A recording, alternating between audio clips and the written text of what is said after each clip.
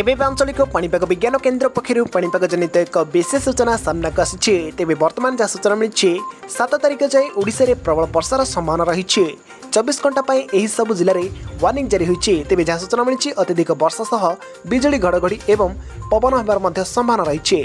तेबे एथिपाई केउ सब 4टी जिला वार्निंग जारी करिछि आंचलिक पाणीपाग केन्द्र ताने भिडियो संपूर्ण अपडेट पाई परिबे। ता पूर्व वीडियो को लाइक करंतु, चैनल को सब्सक्राइब कर बेल आइकन को दबाई ऑल नोटिफिकेशन उपरे ऑन कर रखंतु, जहाँफल लेटेस्ट पाणीपागर सटीक सूचना सर्वप्रथम आम चैनल आपण पाई परिबे। तेबे लेट न कर चलंतु खबर उपरे नजर पकाइबा। तेबे वर्तमान जहाँ सूचना मिली राज्यर अधिकांश स्थान सह ट्विन सिटी कटक एवं भुवनेश्वर में धुआकुधुआ वर्षा लगी रही। 24 घंटे प्रबल वर्षा सह संभावना रही बेले राज्य में आसंता 3 दिन पर्यंत प्रबल वर्षार संभावना रही जमापड़ी। तेज जहाँ सूचना मिली 8 तारिख में वर्षा लागू रहिबो।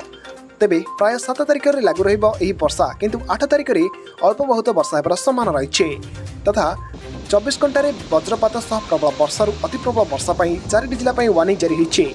आंचलिक जलवायु केन्द्र पक्षर जहाँ सूचना मिली सुंदरगढ़, झारसुगुड़ा, संबलपुर एवं बरगढ़ जिला को ऑरेंज वार्निंग जारी कर तेबे अत्यधिक मात्रा में सब जिले में वर्षा हेबो बोली जमापड़ी। उत्तर ओडिशा संलग्न गांगेय पश्चिमबंग उपर एक घूर्णिबलय सक्रिय रही। यार प्रभाव में राज्य में वर्षा तुहाकुतुहा लगी रहिबो बोली जमापड़ी।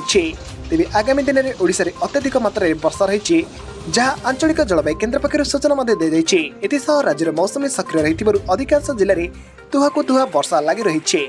शनिवार अथवा आज महाप्रभुଙ୍କ बाहुड़ा यात्रा रे प्रबल वर्षा होबार संभावना रही। वज्रपात सहित प्रबल अति प्रबल वर्षा 4टी जिला सह सुंदरगढ़, झारसुगुड़ा, संबलपुर एवं बरगढ़ को ऑरेंज वार्निंग जारी कर आंचलिक जलवायु केन्द्र पक्षर आसंता 2 दिन अर्थात 8 तारिख पर्यंत लागू रहिबा वर्षा।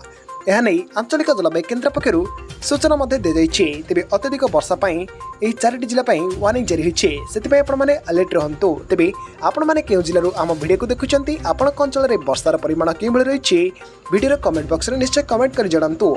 तेबे यह आज मुख्य खबर। जब वीडियोटी आपको भल लगी था वीडियो को लाइक करूँ, सांगसाथी सहित वीडियो को अधिक अधिक मात्रा में शेयर करूँ। जदि आम चैनल अच्छे प्रथम थर पर चैनल वीडियो देखुंत चैनल टी सब्सक्राइब कर पाखर बेल आइकन को दबाई ऑल नोटिफिकेशन ऑन कर रखंतु, जहाँफल लेटेस्ट पाणीपागर सटीक सूचना सर्वप्रथम आम चैनल पाई परिबे। ब्रे रिपोर्ट मिलन ओडिशा।